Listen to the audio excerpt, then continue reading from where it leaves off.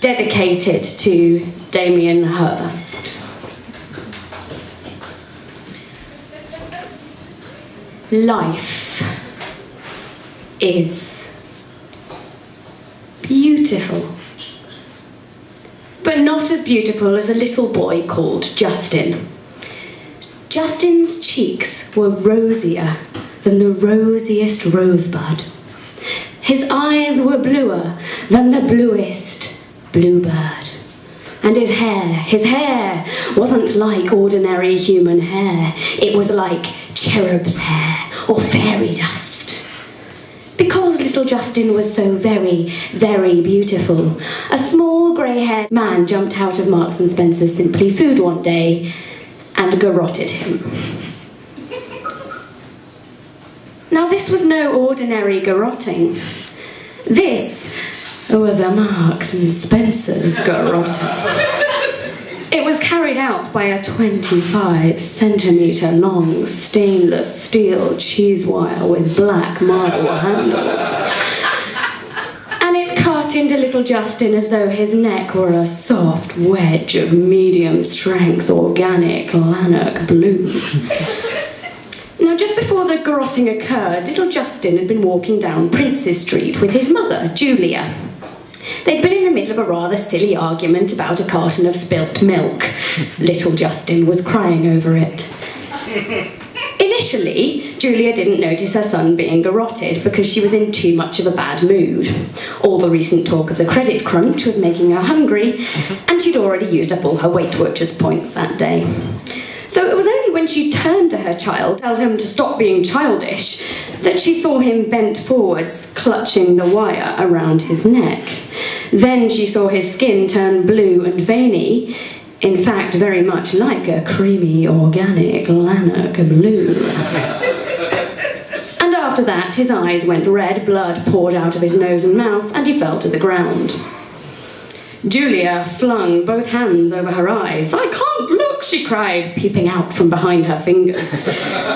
The grey-haired man who'd just garrotted Julia's son produced a shiny white business card. "All right, darling," he said, "have one of these." Sobbing, Julia examined the card. It read, "Hamish Dust, artist."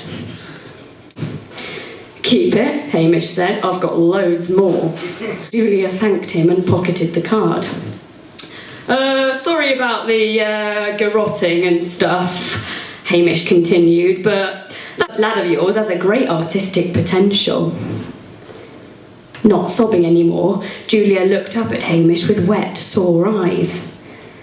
"He does." Hamish smiled with big yellow teeth which made his business card look even whiter. And then he put the small boy in a shopping trolley and began wheeling him down Princes Street. 2 hours later, Julia was standing on a C-venue stage in the town centre, looking into a glass case. Inside it was her little son, and it was labelled David. And then in brackets, "Once upon a slash bash, golly gosh!" Hanging by the feet, little Justin was holding a stiff hand up to a pale neck with an enlarged head and an open mouth of clotted blood. His rosy cheeks were rosier than ever. Julia gasped. "It's beautiful." The exhibition was an immediate sellout. On the first day, it caused an almighty uproar. Human rights activists called it immoral. The Daily Record said it was art-trocious. The Scotsman only gave it 1 star. On the second day of the exhibition, Hamish put a plaque on the case. The plaque explained that the piece intended to show the intense vulnerability of today's youth. And immediately the public realised this wasn't a terrible crime, but a shrewd warning. It became the most talked about artwork of all time, and Hamish bought a yacht. By the third day of the exhibition, nobody cared anymore. Tickets stopped being sold, and in light of the credit crunch, Hamish decided he'd been a bit hasty and sold the yacht. 1,249 Weight Watchers points later, Julia and Hamish were tucking into haggis backs in the park. Julia was eyeing all the happy families, whilst Hamish had one eye on Julia's baps and one on his own. Suddenly, he understood everything. I've got it! The show's not a success yet because it's only half done. We need more flesh. What do you mean? Asked Julia, with her mouth full of ground-up calf. Follow me, darling, said Hamish, and they went back to Julia's house and disemboweled her daughter with an electric whisk. Since the pair could no longer afford to shop at Marks and Spencer's, this act was carried out with an Argos value range white hand mixer with chrome beaters and 5 speeds. Julia screamed, "This time you've gone too far!" She beheld her pretty daughter, little Jennifer, who had skin like semi-skimmed milk, slumped over the table, entrails spilling out onto the floor like strings of cheap hot dog sausages bleeding ketchup. Hamish put his left arm around Julia and took measurements of the corpse with his right. Perfect, he said, and the glass case was enlarged. 3 press interviews later, and Hamish was rich and famous again. With the addition of little Jennifer, the piece was renamed Siblings, Divded. It was moved from C venues to the Royal Lyceum. When asked about the meaning of the piece, Hamish answered that it was about greed, corruption, and man's inability to be honest and direct. When asked in what way it was about those things, Hamish said that that was best left to individual interpretation. And so Julia's children dangled by their toes, forever frozen behind glass, like 2 dried flowers in a vase, or more precisely, like 2 pickled eggs in a jar. By now, it was over a week since Hamish had garroted Julia's son. It was also the day after their honeymoon, which they'd spent in the Highlands. It had been a lovely weekend away, except that Hamish thought there were too many cows. Cows were all right in their place, he thought, but that place was not in the wild. Now the 2 of them were in the kitchen of their new castle turret, having just finished some particularly succulent black pudding for breakfast. Julia, who was becoming nicely fattened up with all the new meat in her life and had given up counting Weight Watchers points and was counting gold card points now instead, was humming and arranging a bunch of dahlias, picking off the earwigs. Hamish, sitting beside her, was stapling the discarded earwigs to a sheet of A4 for a new collage.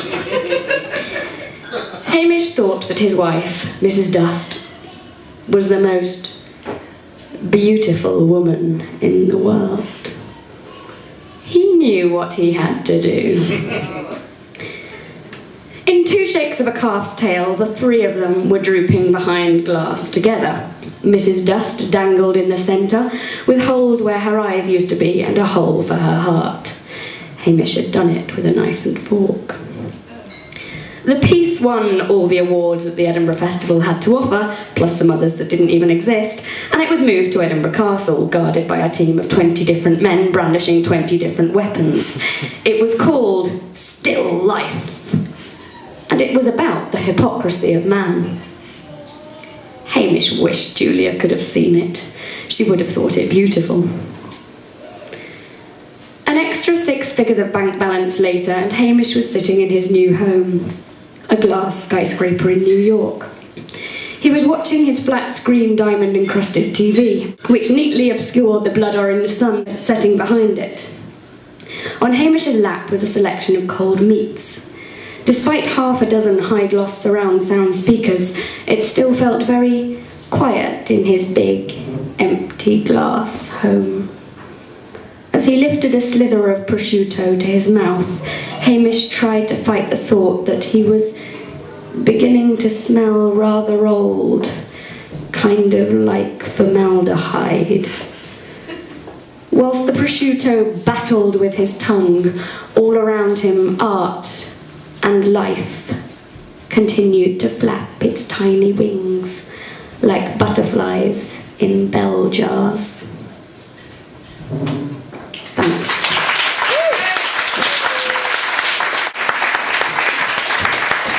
Anneliese Mackintosh.